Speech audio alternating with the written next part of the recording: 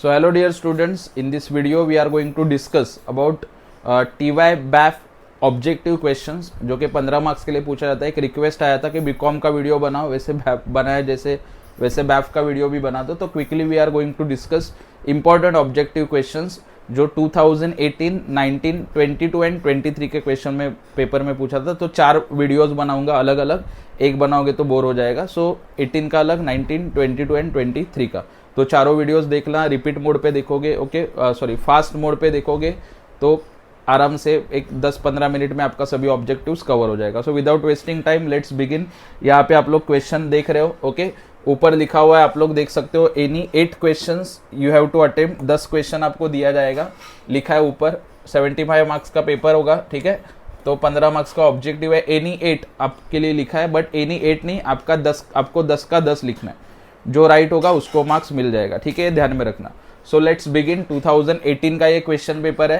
अगर आपको question paper download करना है, ठीक है, सो muquestionpapers.com ये वेबसाइट है, गूगल पे सर्च करो, वहाँ से मैंने ये पेपर डाउनलोड किया, ठीक है। अगर मिला है तो क्रेडिट देना चाहिए, ठीक है। चलो let's begin. Number 1 objective MCQ आप लोग देख सकते हो। The underwriter is entitled to claim remuneration on. तो पहले का आंसर आएगा the issue price of shares under return, ठीक है। रेम्यूनरेशन का मतलब होता है कमीशन। अंडर राइटर एक एजेंट होता है, आपने पढ़ा होगा। तो उसको कमीशन किसके ऊपर मिलता है? जो इशू प्राइस होगा उसके ऊपर कमीशन मिलेगा। Accounting for amalgamation is govern by, एकदम फालतू क्वेश्चन है, हर साल पूछते हैं। तो अमालगमेशन का अकाउंटिंग स्टैंडर्ड आएगा 14, कीप दैट इन माइंड, ठीक है। उसके बाद नंबर 3 इंटरनल रिकंस्ट्रक्शन में क्या होता है? Only one company goes into, एक लिक्विडेशन होता ही नहीं है। लिक्विडेशन लिखा है, तो इंटरनल रिकंस्ट्रक्शन में लिक्विडेशन होने वाला नहीं है। लिक्विडेशन का मतलब कंपनी बंद हो रही है।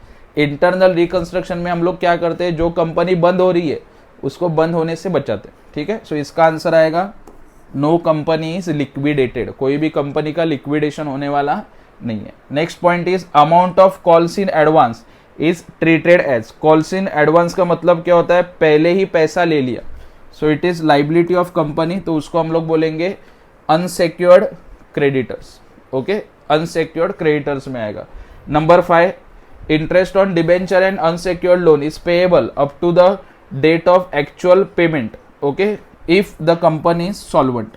सॉल्वेंट का मतलब कंपनी के पास पैसा है, company can pay its liabilities, ठीक है।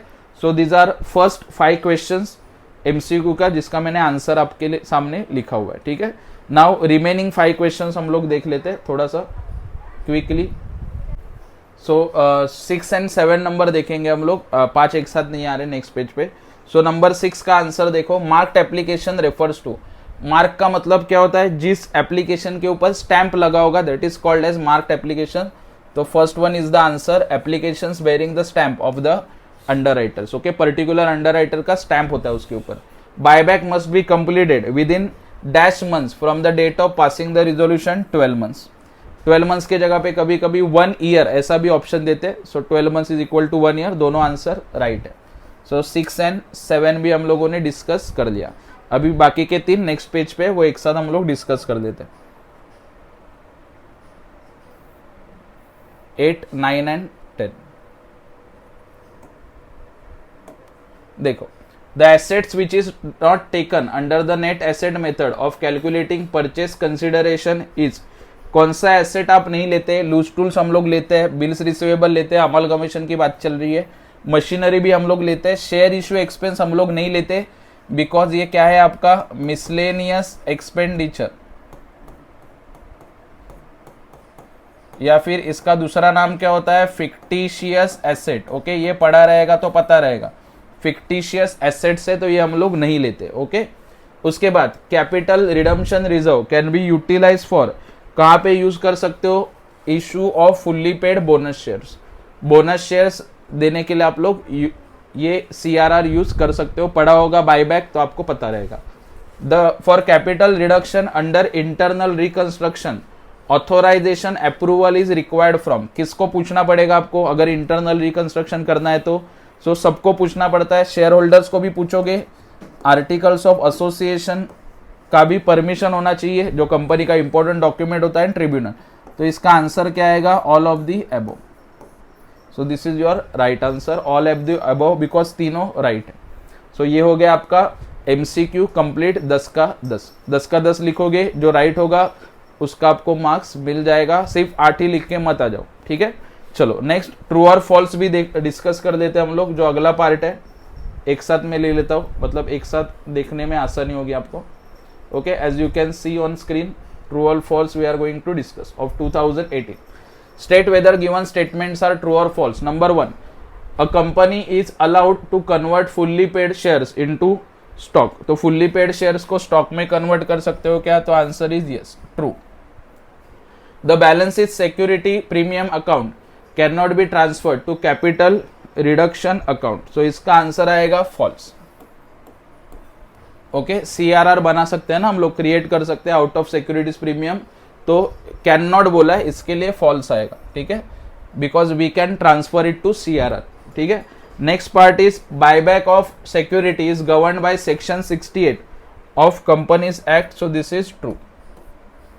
Okay, next cancellation of contingent liabilities as treated as profit to the company. Contingent liability अगर आपने इंटरनल रिकंस्ट्रक्शन चैप्टर पढ़ा है, ठीक है, तो उसमें लास्ट में लिख के देते हैं ना प्रेफरेंस डिविडेंड। अगर वो पे किया तो इट इज योर लाइबिलिटी, अगर पे नहीं किया तो वो आपका प्रॉफिट नहीं है, ठीक है। पे किया तो लॉस है, लेकिन पे नहीं किया सो it is not your profit. तो इसका आंसर आएगा फॉल्स, बिकॉज वो प्रॉफिट नहीं होता आपका, ठीक है। चलो आगे, equity shares can be bought back out of fresh issue of shares only. तो इसका आंसर भी आएगा false, because sources of buyback can be both, CRR भी आप लोग क्रिएट कर सकते हो, फ्रेश इश्यू भी आप लोग कर सकते हो। नंबर 6, अंडर राइटिंग में be done by individuals, partnership firm और जॉइंट स्टॉक कंपनीज। तो हाँ भाई, अंडर राइटिंग कोई भी कर सकता है, एजेंट कोई भी बन सकता है शेयर्स बेचने के लिए या फिर डिबेंचर्स बेचने के लिए। Marked application are also known as direct application, so इसका आंसर आएगा फॉल्स। डायरेक्ट एप्लीकेशन नहीं बोलते इसको। Local taxes are an example of secured creditors, so this is false, ठीक है। Next, in the case of amalgamation there are 2 और मोर लिक्विडेशंस and 1 formation. तो इसका आंसर आएगा ट्रू। वाई? बिकॉज 2 कंपनी का एक साथ आके नया कंपनी बनता है, तो दोनों कंपनी लिक्विडेट होने वाला है और नया कंपनी फॉर्म होने वाला है, so this is right. Last point, if the company is insolvent, company भिखारी होगी, पैसा नहीं है, interest on debentures is payable up to the date of actual payment, नहीं कर सकते क्योंकि पैसा ही नहीं है, तो भाई कहाँ से पे करोगे। सो इसका आंसर आएगा फॉल्स, ठीक है। तो ये था आपका ट्रू और false for the year 2018 financial accounting TYBAF, ठीक है। इसी तरीके से 2019 का भी डिस्कस करने वाला हूँ नेक्स्ट वीडियो में, वो वीडियो भी देख लेना और ये वीडियो मैक्सिमम फ्रेंड्स के साथ शेयर करो। देखो, आप बुक में भी पढ़ सकते हो ट्रू और फॉल्स, लेकिन मैंने यहाँ पे विथ रीजन आपको बताया ताकि आपका थोड़ा सा नॉलेज बढ़े। ये सुनोगे तो थोड़ा थ्योरी में भी कुछ आप लोग लिख पाओगे, ठीक है। Thank you so much and keep following, keep supporting Bhagwat Sir's Nandip Commerce Classes. Thank you so much.